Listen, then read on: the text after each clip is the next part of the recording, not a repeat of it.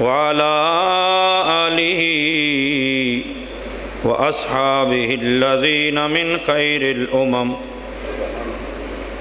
أما بعد فأعوذ بالله من الشيطان الرجيم بسم الله الرحمن الرحيم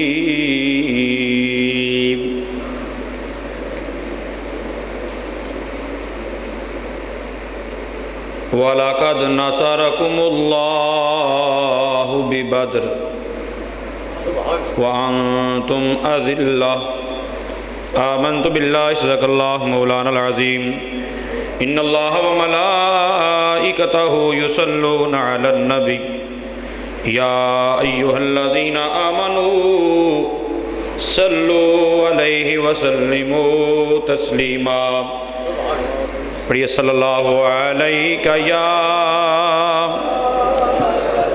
یا رسول اللہ وسلم علیہ یا حبیب اللہ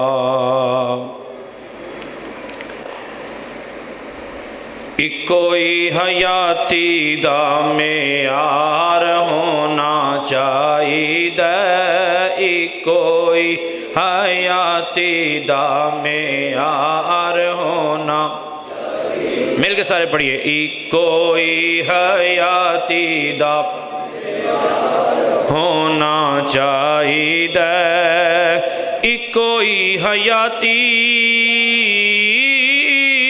دا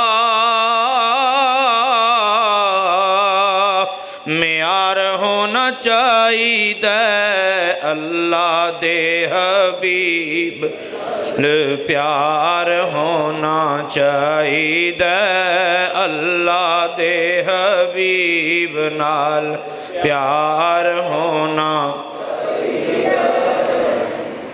لباں تے نیازی جدوں ساہون آخری لباں تے نیازی جدوں ساہون آخری اس ویلے سونے دا دیدار ہونا چاہیے اس ویلے سونے دا دیدار ہونا صدیق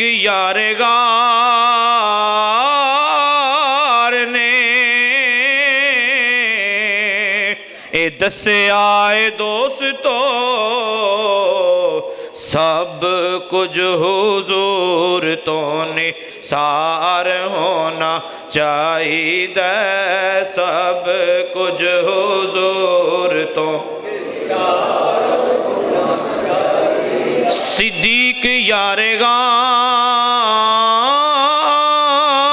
دی اے دل دی تمنا سی یار دے مزار نال مزار ہونا چاہیے یار دے مزار نال مزار ہونا ساڑی بھی اے دل دی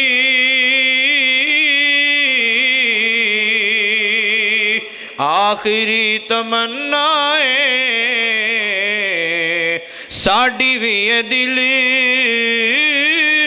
دی کوئی تمنائیں مرن ویلے سونے دا دیدار ہونا چاہیے مرن ویلے سونے دا دیدار ہونا چاہیے اللہ دے حبیب نال پیار ہونا. نبی پاک صاحب لولاق سیاح افلاق صلی اللہ علیہ وآلہ وسلم کے ساتھ محبت دنیا کے اندر آپ نے جتنی جنگیں حق کے لیے جو لڑی گئی ہیں وہ سنی ہوں گی، ان کو پڑھا ہوگا، تو میں یہ دعوے سے عرض کرتا ہوں، لیکن حالات بگڑے ہوئے ہیں۔ اب ہمارے پاس ایٹم بم ہے، مسلمان ایٹمی قوت ہیں، اس کے باوجود فلسطین ہو، شام ہو، افغانستان ہو، کشمیر ہو، دنیا کے جتنے بھی آفت زدہ خطے ہیں اس وقت ہر جگہ مسلمان کو ذبح کیا جا رہا ہے، مسلمان کو زندہ جلایا جا رہا ہے، مسلمانوں پر ظلم و ستم کے پہاڑ توڑے جا رہے ہیں، ہسپتالوں کے اوپر بھی بمباری کی جا رہی ہے، سارا کچھ ہے۔ آپ اس سے 1400 سال پیچھے چلے جائیں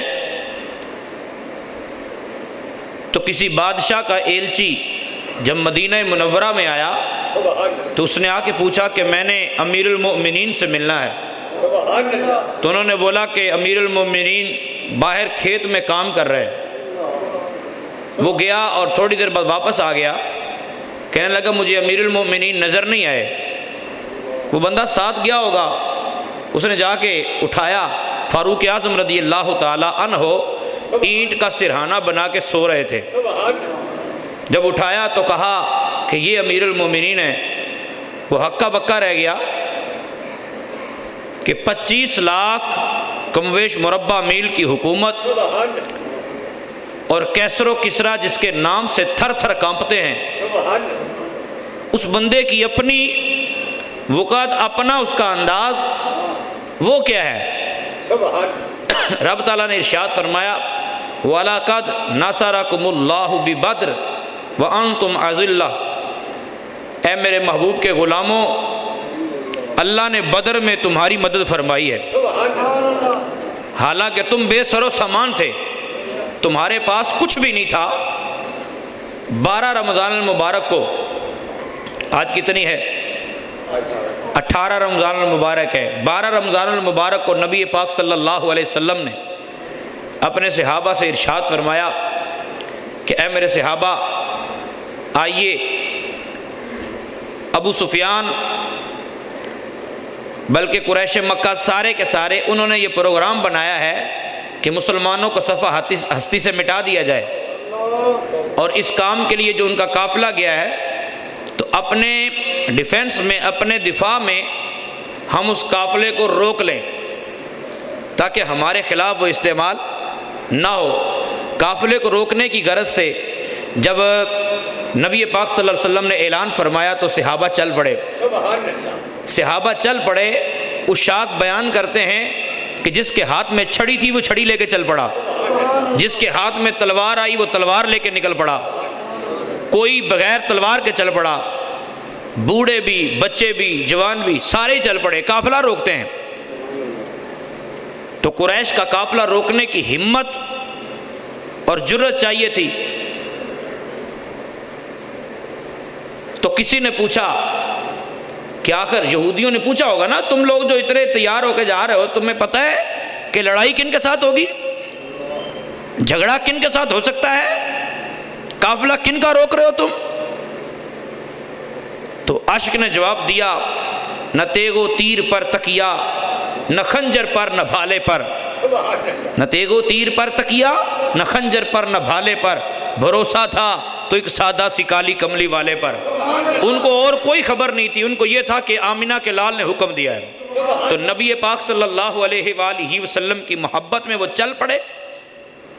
ایک ہی نقطہ، ایک ہی پوائنٹ اگر اس وقت انسانوں میں کم ہے، انسان ہوتا ہی وہ ہے، یہ میڈیا پر آنے والے اور چار ادھر ادھر کی باتیں کرنے والے، چار کتابیں پڑھ کے اپنے آپ کو بہت بڑا سکالر سمجھنے والے، وہ بہت بڑے بیوقوف ہیں۔ ان کو پتہ نہیں ڈاکٹر اقبال نے آج سے پہلے جو فلسفہ دیا تھا، جو بات بتائی تھی وہ یہ تھی، یہ فاقہ کش جو موت سے ڈرتا نہیں ذرا، روح محمد اس کے بدن سے نکال دو۔ یہ یہود و نصارہ نے مل کے یہ طے کیا کہ آخر مسلمانوں کو دبایا کیسے جا سکتا ہے، ان کے پاس طاقتیں ہوں، ان کے پاس فوج ہو، ان کے پاس فوجی ہوں، ہر طرح کی طاقت ان کے پاس موجود ہو، گنے ان کے پاس موجود ہوں، ٹینک ان کے پاس موجود ہوں، جہاز ان کے پاس موجود ہوں، آبدوزیں ان کے پاس موجود ہوں، یہ کام کے نہ رہیں، طریقہ کیا ہونا چاہیے؟ تو انہوں نے کہا ان کے اندر سے عشق رسول نکال دو، بس عشق رسول نکال دو، سارا کام ختم ہو جائے گا۔ یہ جو بات بات پہ اچھلتے ہیں نا، یہ بات بات پہ جو رسول پاک صلی اللہ علیہ وسلم کا نعرہ لگا کر تہس نہس کر رکھ دیتے ہیں ساری دنیا، بس وہ روح محمد نکال دو ان کے اندر سے۔ اور اس کام کے لیے انہوں نے ہمارے اپنوں کو بھی خریدا اور ہمارے اپنے بھی بکے ہیں۔ دعا ہے اللہ تعالیٰ کی بارگاہ میں، کل 17 تھی اور 17 رمضان المبارک کو جمعہ والے دن تھا، جمعہ والا 17 رمضان المبارک کو جمعہ والے دن معرکہ بدر ہوا اور اللہ تعالیٰ نے مسلمانوں کو فتح نصیب فرمائی۔ اللہ تعالیٰ اس فتح اور اس عشق و مستی کے کارناموں کا صدقہ جو ہمارے بھول کے بک چکے ہیں، اللہ تعالیٰ ان کو غیرت ایمانی نصیب فرمائے اور ان کو پلٹ آنے کی توفیق عطا فرمائے۔ ٹھیک ہے نا؟ اب یہ بکنے والے کوئی عام لوگ نہیں تھے، بکنے والے بڑے بڑے سکالر تھے۔ ابھی میں نے کل مجھے کسی نے سینڈ کیا ہے کوئی اخبار کا تراشا، یہ ملک پاکستان ہے، یہ اسلامی جمہوریہ پاکستان ہے کہ اسلام آباد کے اندر ایسی بے غیرتی ہوئی، کہاں سو رہے ہیں؟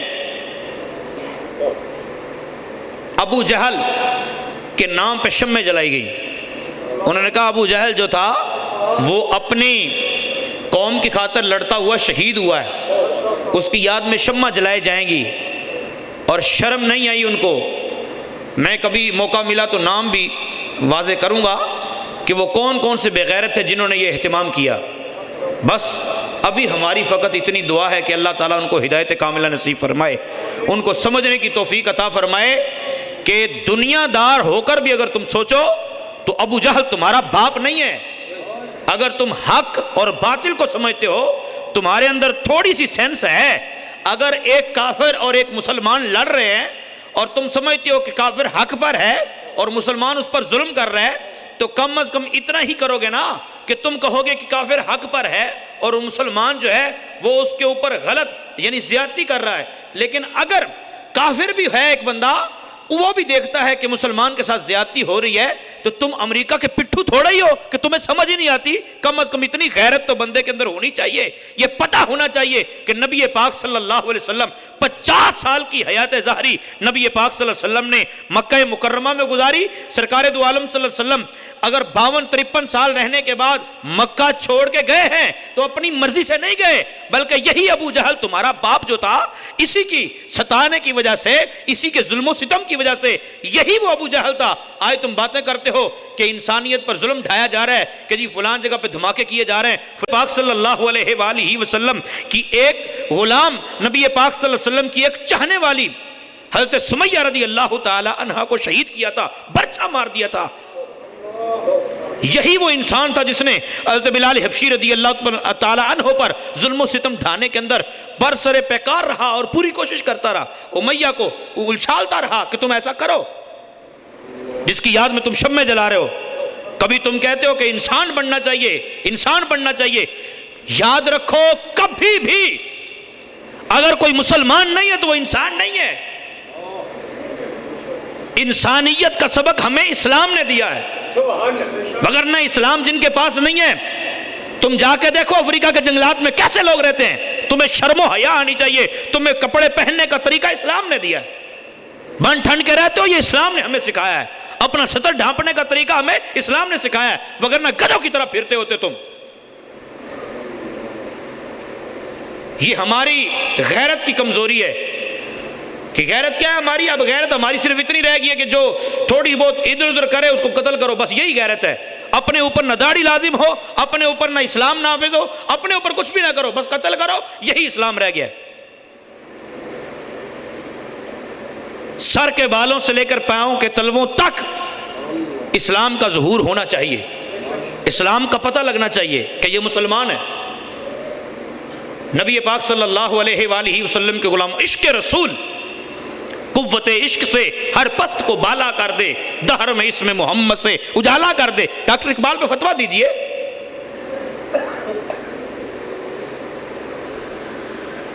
ہو جو نہ وہ پھول تو بلبل کا ترنم بھی نہ ہو، چمن دہر میں کلیوں کا تبسم بھی نہ ہو۔ یہ ڈاکٹر اقبال نے کہا ہے کہ اگر سرکار نہ ہوتے تو یہ کلیاں نہ ہوتی، یہ پھول نہ ہوتے۔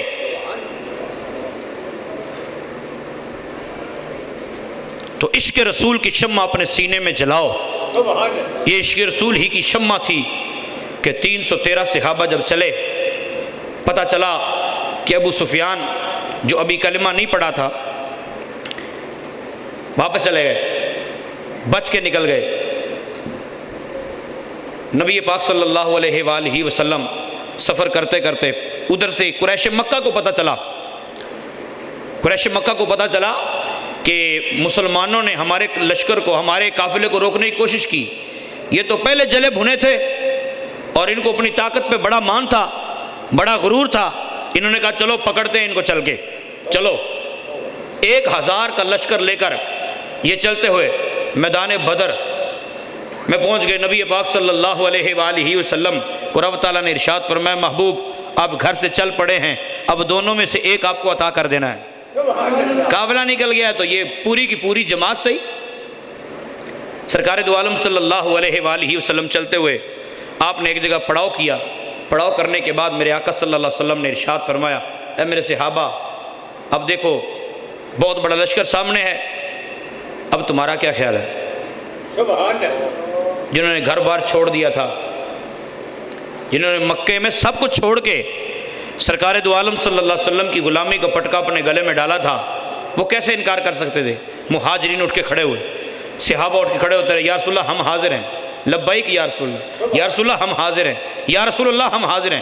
نبی پاک صلی اللہ علیہ وسلم نے پھر پوچھا، حضرت سعد بن معاذ رضی اللہ عنہ اٹھ کے کھڑے ہوئے، عرض کی یا رسول اللہ صلی اللہ علیہ وسلم، ظاہر 2 گروپ تھے، ایک وہ گروپ تھا جو ہجرت کر کے مہاجر تھا، اور ایک وہ گروپ تھا جو انصار تھے جنہوں نے رسول پاک صلی اللہ علیہ وسلم کو میزبانی کی اور سرکار دو عالم صلی اللہ علیہ وسلم نے شرف عطا فرمایا ان کو میزبانی کا۔ ظاہر ان کے ہاں سرکار رہتے تھے۔ میرے آقا صلی اللہ علیہ وسلم نے جب 2-3 مرتبہ پوچھا تو حضرت سعد بن معاذ رضی اللہ عنہ اٹھ کے کھڑے ہوئے، عرض کی حضور آپ شاید ہم سے پوچھنا چاہتے ہیں، ہم سے پوچھنا چاہتے ہیں کہ ہم لڑنے کو تیار ہیں یا نہیں؟ ہم تو چاہتے تھے کہ مہاجرین ہمارے سردار رہیں، جیسے یہ کہیں گے ہم ویسے کریں گے، لیکن اگر آپ ہم سے پوچھنا چاہتے ہیں تو یا رسول اللہ صلی اللہ علیہ وسلم، یار منظر کیا ہوگا؟ بیویاں بھی بیٹھی سن رہی ہیں، بچے بھی سن رہے ہیں، اور میرے آقا صلی اللہ علیہ وسلم خطاب فرما رہے ہیں۔ ایک صحابی اٹھ کے کھڑے ہوئے، مہاجرین نے پہلے کہا لبیک یا رسول اللہ، یا رسول اللہ ہم حاضر ہیں۔ نبی پاک صلی اللہ علیہ وسلم نے پھر پوچھا، حضرت سعد بن معاذ رضی اللہ عنہ اٹھ کے کھڑے ہوئے، عرض کی حضور میں عرض کرنا چاہتا ہوں کہ اگر آپ تو دنیا کی لڑائی کی بات کرتے ہیں نا، آپ صاف ہمیں بولیں کہ آگ کے سمندر میں چھلانگ لگا دو، آگ جل رہی ہو، ہمیں آپ وہاں چھلانگ لگانے کا حکم دیں گے تو یا رسول اللہ آپ ہمارا انکار نہیں پائیں گے، ہم وہاں بھی چھلانگ لگا دیں گے، ہم کود جائیں گے آگ میں۔ نبی پاک صلی اللہ علیہ وسلم نے ابھی توقف فرمایا، حضرت مقداد رضی اللہ عنہ کھڑے ہوئے، ایک دوسرے سردار اٹھ کے کھڑے ہوئے، عرض کی یا رسول اللہ صلی اللہ علیہ وسلم ہم بنی اسرائیل تھوڑے ہی ہیں، ہم بنی اسرائیل نہیں ہیں کہ موسیٰ علیہ السلام نے 12 لوگوں کو بھیجا قوم عمالقہ کا پتہ کرو، تو 12 لوگوں نے جب دیکھ کے آئے انہوں نے کہا یا نبی اللہ وہ تو بڑے بڑے قد والے ہیں، بڑے بڑے جنگجو ہیں اور بڑے خوخار لوگ ہیں، ہم ان کے ساتھ جنگ نہیں کر سکتے۔ آپ نے فرمایا تمہیں پریشان ہونے کی ضرورت نہیں ہے، اللہ تعالیٰ نے مجھ سے وعدہ کر لیا۔ اور اتنا بڑا وعدہ تھا رب تعالیٰ کا کہ موسیٰ ان کو لے کے داخل ہو، تم ادھر سے داخل ہونا وہ بھاگ جائیں گے، اتنا بڑا وعدہ تھا۔ لیکن بنی اسرائیل نے کہا موسیٰ اگر تجھے یقین ہے تو تیرا رب جا کے لڑ لو، ہم تو انا ہا ہنا قائدون، ہم تو یہاں بیٹھے ہیں۔ میرے آقا صلی اللہ علیہ وسلم کو رب تعالیٰ نے یہ نہیں فرمایا کہ محبوب یہ سارے بچ جائیں گے، نہ یہ نہیں فرمایا۔ ابھی کسی ایک صحابی کو بھی یہ نہیں کہا گیا کہ تمہاری جان بچ جائے گی، اللہ نے وعدہ کر لیا، نا نبی پاک صلی اللہ علیہ وسلم نے ارشاد فرمایا کہ بولو تم حاضر ہو جان دینے کے لیے، تمہارا موقف کیا ہے؟ تو عرض کی حضور ہم بنی اسرائیل نہیں ہیں، ہم آپ کے دائیں بھی لڑیں گے بائیں بھی لڑیں گے، ہم آپ کے آگے بھی لڑیں گے، پیچھے بھی لڑیں گے۔ یا رسول اللہ جب تک ایک بھی خون کا قطرہ، سانس جب تک چلتی ہے، ہم آپ کا دفاع کرتے رہیں گے، آپ حکم تو فرمائیے۔ جب نبی پاک صلی اللہ علیہ وسلم نے یہ منظر دیکھا تو کتنی خوشی، کتنا کمال تھا۔ سرکار دو عالم صلی اللہ علیہ وسلم خوشی خوشی چلے، صحابہ نے نذرانے پیش کر دیے۔ میرے آقا صلی اللہ علیہ وآلہ وسلم تھوڑی دور چلے تو سرکار نے فرمایا جو بچے ہیں ان کو واپس لٹا دیا جائے، جو بچے ہیں ان کو واپس لٹایا جائے۔ تو بہت چھوٹے بچے جو تھے وہ حضرت عمیر بن ابی وقاص، سعد بن ابی وقاص رضی اللہ تعالیٰ عنہ کے چھوٹے بھائی تھے، یہ بہت چھوٹے تھے۔ میرے آقا صلی اللہ علیہ وسلم نے ارشاد فرمایا عمیر تم واپس چلے جاؤ۔ تو جس طرح ماں بازار جاتی ہے، ماں اپنے ماں باپ کو ملنے کے لیے میکے جاتی ہے نا، تو بچے چھوٹے چھوٹے ضد کرتے ہیں اور پھر روتے ہیں، چیختے ہیں، چلاتے ہیں، نہیں ہمیں ساتھ جانا ہے، ہمیں تو ساتھ جانا ہے۔ وہاں جان کے لالے ہیں، سب کو پتا ہے کہ جان جا سکتی ہے۔ حضرت سعد بن ابی وقاص رضی اللہ تعالیٰ عنہ خود ساتھ ہیں، اس کے باوجود عمیر کو جب سرکار نے ارشاد فرمایا کہ عمیر تم واپس چلے جاؤ، حضرت سعد بن ابی وقاص رضی اللہ عنہ کی آنکھوں سے آنسو جاری ہو گئے کہ میرا بھائی قبول نہیں ہوا۔ آنکھوں میں آپ بہت چھوٹے تھے، آپ کیا حضرت سعد بن ابی وقاص رضی اللہ تعالیٰ عنہ سے، حضرت سعد رضی اللہ عنہ سے کسی نے پوچھا کہ جب تم میدان بدر میں شریک ہوئے تھے تو تمہاری عمر کتنی تھی؟ آپ نے فرمایا کہ میری داڑھی ابھی نہیں اتری تھی۔ چھوٹے بھائی کتنے ہوں گے؟ جب سرکار نے فرمایا تو عمیر نے سرکار کی بارگاہ میں رو رو کر التجا کی، یا رسول اللہ مجھے جانے دیجئے ساتھ، آپ مجھے جانے تو دیجئے ایک مرتبہ۔ تو میدان جنگ میں اپنی جان کا نذرانہ پیش کیا، رسول پاک صلی اللہ علیہ وسلم کی بارگاہ میں نیاز کے طور پر یہ سارا کچھ پیش کر دیا۔ وہ مجھے ایک بات یاد آ گئی، زہری صاحب کہا کرتے تھے جنت دی نئی خواہش، انکار نہیں ہے، مطلب یہ ہے کہ جنت تو محبوب کے قدموں میں ہے نا، خواہش ابھی خواہش کیا ہے؟ جنت دی نئی خواہش بس اے ہو تمنائیں سرکار دے قدماں تے، سرکار دے قدماں تے میری جان نکل جائے، سرکار دے قدماں تے میری جان نکل جائے، دل یار دا نظرانہ لے یار دے کو لائے۔ نبی پاک صلی اللہ علیہ وسلم نے قبول فرمایا۔ حضرت سعد رضی اللہ عنہ نے ایک چھوٹی سی تلوار لے کے اپنے بھائی کے گلے میں بھی لٹکا دی۔ سرکار دو عالم صلی اللہ علیہ وسلم چلتے گئے اور پھر وہ دن آیا جب نبی پاک صلی اللہ علیہ وآلہ وسلم 17 رمضان المبارک کو یہ مدینہ منورہ سے تقریباً 80 میل، یہ 80 میل جو ہے پرانے 80 میل، اب تو کافی زیادہ سفر بنتا ہے۔ تو نبی پاک صلی اللہ علیہ وآلہ وسلم وہاں ٹھہرے، جا کے جہاں سرکار ٹھہرے۔ اچھا کفار نے سب سے پہلے آ کے وہاں کی جو بہترین جگہ تھی نا وہ قبضے میں کر لی۔ بدر ایک آدمی کا نام تھا، وہاں باقاعدہ میلہ لگتا تھا سال میں، اور آنے جانے والے لوگ وہاں رکتے تھے، کنواں بھی تھا۔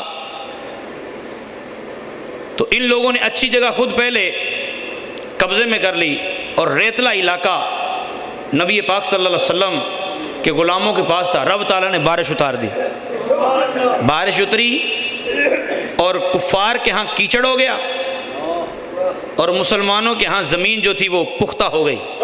میرے آقا صلی اللہ علیہ وسلم وہاں تشریف لے گئے۔ نبی پاک صلی اللہ علیہ وسلم نے بھی پڑاؤ ڈالا ہے۔ البدایہ والنہایہ کے اندر لکھا ہے کہ ابو جہل نے کسی بندے کو بھیجا کہ تم پتہ کر کے آؤ کہ مسلمان کتنے ہیں، مسلمان کتنے ہو گئے ہوں گے مسلمان۔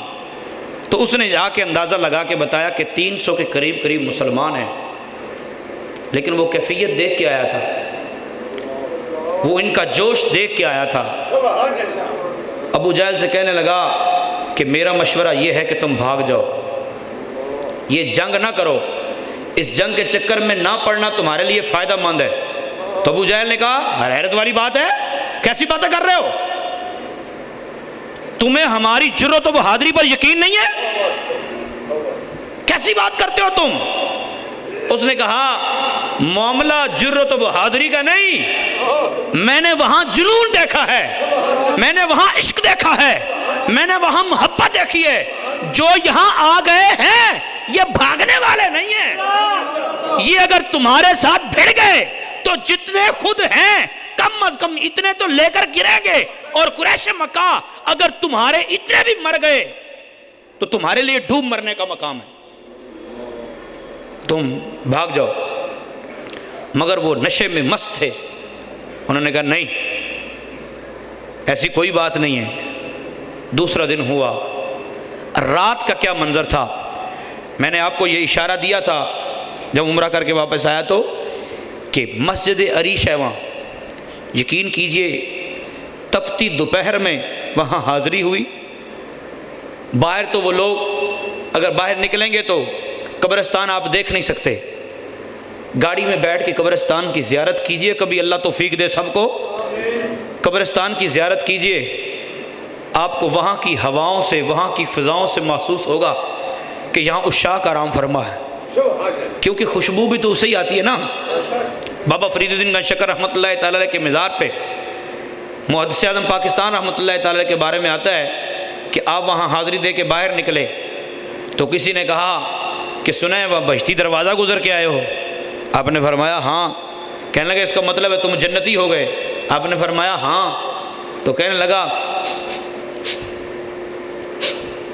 خوشبو تو نہیں آ رہی، کہ خوشبو تو جنتی سے تو خوشبو آتی ہے۔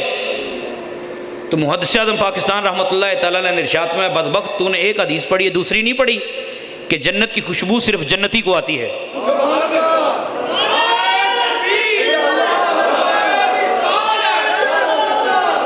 کسی گستاخ کو، کسی جہنمی کو تو 500 سال سے بھی جنت کی خوشبو 500 سال کی راہ سے آتی ہے، لیکن جو جہنمی ہوگا وہ جنت کی خوشبو بھی نہیں سونگھ سکے گا۔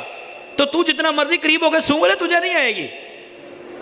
تو وہاں خوشبو جو آپ محسوس کریں گے وہ بھی کسی عاشق کو پتہ چلے گا کہ یہاں کون آرام فرما ہے، جنہوں نے جاننے کو نذرانے پیش کیے۔ نبی پاک صلی اللہ علیہ وسلم تپتی دوپہر میں آپ کو وہ دھوپ بھی ٹھنڈی محسوس ہوگی۔ اور پھر وہاں اب مسجد ہے، مسجد عریش، میرے آقا صلی اللہ علیہ وسلم کے لیے خیمہ لگایا گیا۔ جمعرات کا دن تھا، یہ پچھلے جمعے میں نے روایت آپ کو سنائی تھی مسلم شریف کی روایت کے حوالے سے، کہ میرے آقا صلی اللہ علیہ وسلم نے 313 کو بلایا، فرمایا تم نے اپنی جانوں کے نذرانے پیش کر دیے ہیں، اب آؤ میرے ساتھ۔ سرکار نے نشان لگا لگا کے بتائے، یہاں فلاں کافر مرے گا، یہاں فلاں کافر مرے گا، یہاں فلاں کافر مرے گا، یہاں فلاں کافر مرے گا۔ کیا منظر ہوگا صحابہ کا، خوشی کتنی ہوگی۔ ابو جہل مر جائے گا، بڑے بڑے کافر مر جائیں گے، سرکار نے نشان لگائے، صحابہ نے نشان یاد رکھے۔ نبی پاک صلی اللہ علیہ وسلم رات ہوئی، رات ہوتے ہی صحابہ آرام فرمانے لگے، صحابہ سو گئے، میرے آقا صلی اللہ علیہ وسلم نہیں سوئے۔ پھر یہ کمال ہے آمنہ کے لال کا کہ امت سوتی ہے سرکار جاگتے رہتے ہیں۔ میرے آقا صلی اللہ علیہ وسلم کے بارے میں اماں جی عائشہ صدیقہ رضی اللہ تعالی عنہ آپ فرماتی ہیں کہ جب بادل آتے نا بادل، تو سرکار پریشان ہو جاتے۔ میں نے عرض کی یا رسول اللہ صلی اللہ علیہ وسلم آپ پریشان کیوں ہوتے ہیں؟ بادل ظاہر ہوتے ہیں تو لوگ تو خوش ہوتے ہیں، آپ کیوں پریشان ہوتے ہیں؟